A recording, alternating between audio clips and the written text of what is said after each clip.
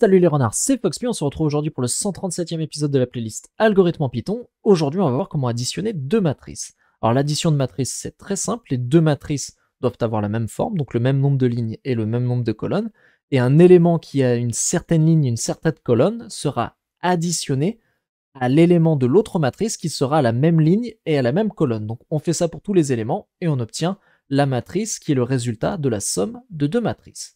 Alors, première méthode que l'on va coder, on va l'appeler add matrix basic, donc autrement dit une addition de matrices basique, et elle va prendre en paramètre deux matrices, matrix A, matrix B.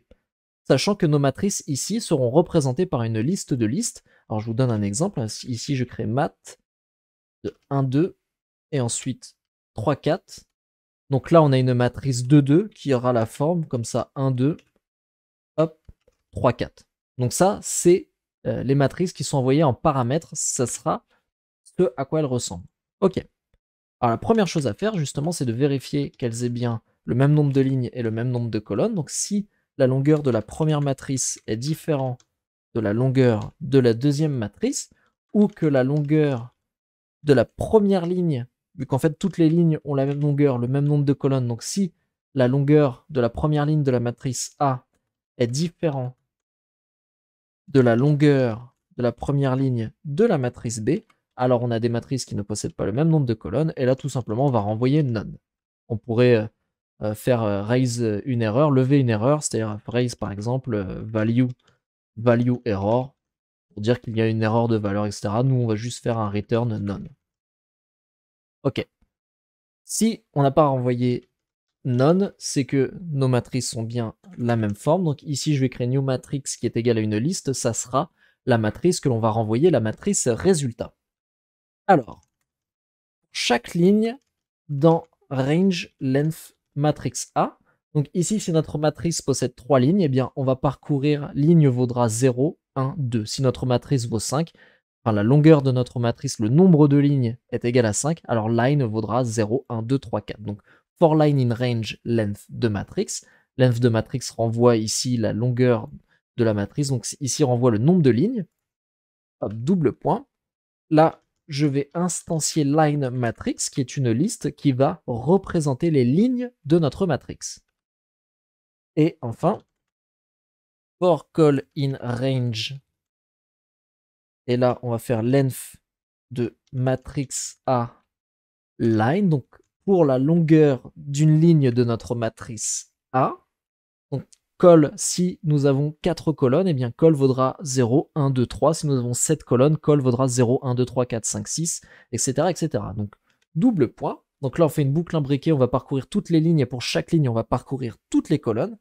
Et la line matrix, on va lui ajouter à chaque fois l'addition des éléments de notre première matrice, donc à ligne col, plus matrix B, ligne col. Et maintenant, on peut ajouter notre ligne à notre matrix, donc new matrix.append, line matrix, et là, on peut renvoyer notre matrice. Donc, comment ça fonctionne? On va parcourir le chiffre de toutes les lignes. Donc, s'il y a 4 lignes, on va faire 0, 1, 2, 3. S'il y a 5 lignes, on va faire 0, 1, 2, 3, 4, etc., etc. Ensuite, pour chaque ligne, on instancie une liste qui correspondra à la ligne. Et ensuite, on parcourt les colonnes pour cette ligne. Donc, quand on est à la ligne 0, on va parcourir toutes ces colonnes. Ensuite, quand on sera à la ligne 1, on va parcourir toutes ces colonnes, etc., etc. Col prendra comme valeur les valeurs du nombre de colonnes. Donc, s'il y a 4 colonnes, ça vaudra 0, 1, 2, 3. S'il y a 5 colonnes, ça vaudra 0, 1, 2, 3, 4, etc., etc. Et ensuite, pour chaque colonne de chaque ligne, on va procéder à l'addition. Donc ici, l'élément qui est à la ligne line et à la colonne col de la matrice A sera additionné à l'élément qui est à la ligne line et à la colonne col de la matrice B, et ça on l'ajoute à line matrix. On fait ça pour tous les éléments ici sur la ligne, et ensuite notre ligne, on l'ajoute à notre nouvelle matrice. Et on renvoie new matrix. Donc là, on peut tester notre méthode. Je vais créer deux matrices. Je vais créer par exemple M1 qui sera une matrice carrée de 2 avec 1, 2, 3, 4, et je vais créer M2 qui sera égal ici, donc on va mettre 0, 1 et 1, 0. Je fais add matrix basic, et je vais lui envoyer M1, M2. Donc regardons, et là on obtient 1, 3, 4, 4. Alors 1 et 0, ça fait 1, 2 et 1, ça fait 3, 3 et 1, ça fait 4, et 4 et 0, ça fait 4. Donc là notre addition, elle fonctionne. On a créé une première méthode qui nous permet d'additionner deux matrices entre elles quand ces matrices sont représentées par des listes de listes. Pour la deuxième méthode, on va s'inspirer de la première. Je vais tout simplement supprimer ici ces lignes-là et je vais garder tout le reste. Cette méthode, je vais l'appeler addMatrix et non plus addMatrixBasic. Et là, ce qui va changer, c'est ce qu'il y a à l'intérieur de la boucle for ici. Je vais renommer line i et maintenant je vais instancier la variable line qui sera égale à somme de x pour x dans zip. Et là, dans la méthode zip, on va faire matrix A de i, matrix B de i. Et je vais ajouter à new matrix ma ligne. Alors, comment ça fonctionne? Ça peut paraître impressionnant comme ça, mais ça ne l'est pas tant que ça. Je vais récupérer mes deux matrices ici, M1 et M2, et on va prendre un exemple. Donc, on va recréer la boucle ici for i in range length the matrix A.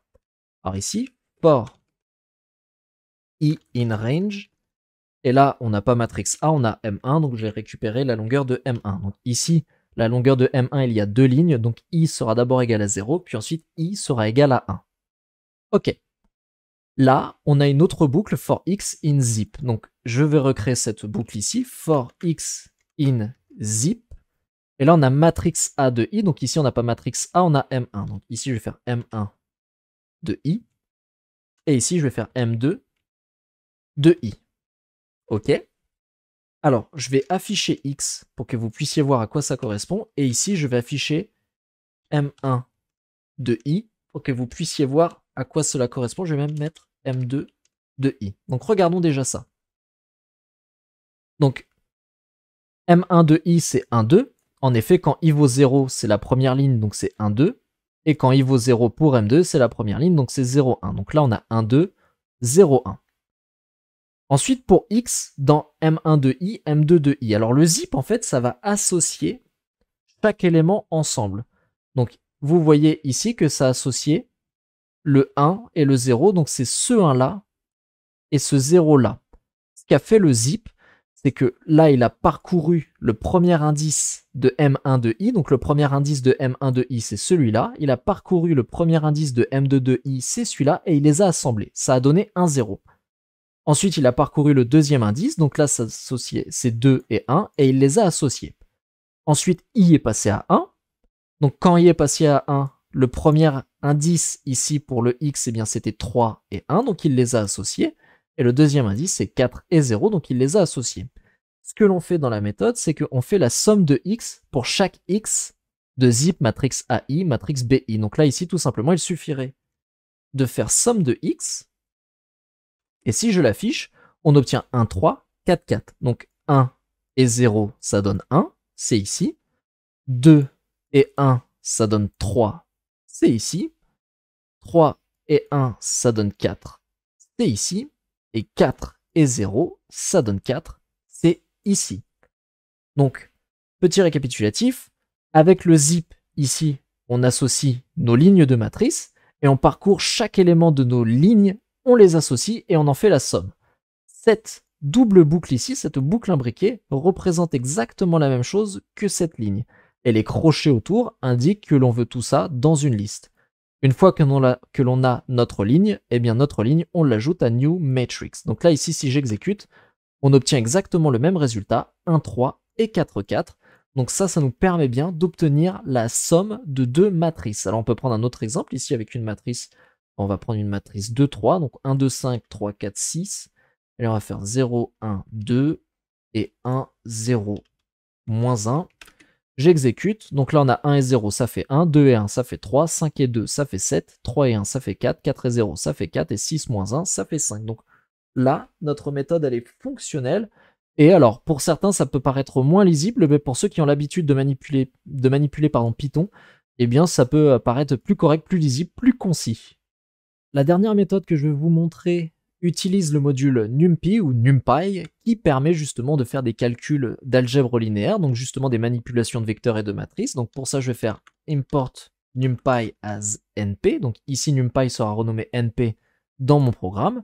Là, j'ai toujours mes matrices qui sont des listes de listes et je vais tout simplement les caster en NDArray, donc qui sont les objets que l'on utilise avec NumPy. Donc ici, je vais faire appel à la méthode array provenant de NP. Donc j'envoie M1 à la méthode array du module NP, j'envoie M2 à la méthode array du module NP, et maintenant je peux tout simplement faire M1 plus M2. Et là on obtient 1, 3, 7, 4, 4, 5, donc en effet 1 et 0 ça fait 1, 2 et 1 ça fait 3, 5 et 2 ça fait 7, 3 et 1 ça fait 4, 4 et 0 ça fait 4, et 6 moins 1 ça fait 5. Donc on a bien pu faire une addition ici. Alors sachez qu'on aurait pu faire dès le départ np.array et ici passer en paramètre hop, notre liste de listes, np.array ici passer notre liste de listes. À ce moment-là, on peut supprimer ces lignes et faire notre addition. On aurait pu également, hein, si on ne déclare pas de variable, faire np.array ici, tac, plus, et notre np.array ici. Et ça, du coup, on peut le supprimer, ça ne sert plus à rien. Et là, voilà, on a l'addition de nos deux matrices. Donc, lorsque vous travaillez sur un projet, c'est mieux d'utiliser le module NumPy, hein, puisqu'il est fait pour être rapide, ou en tout cas plus rapide que les algorithmes que l'on peut coder. Et surtout, c'est un module qui est fait pour ces calculs mathématiques-là, qui est optimisé. Donc, les autres algorithmes que nous, on a codés, c'est simplement pour voir comment ces algorithmes se codent, comment ça fonctionne dans le fond, mais en pratique, utilisez plutôt le module NumPy.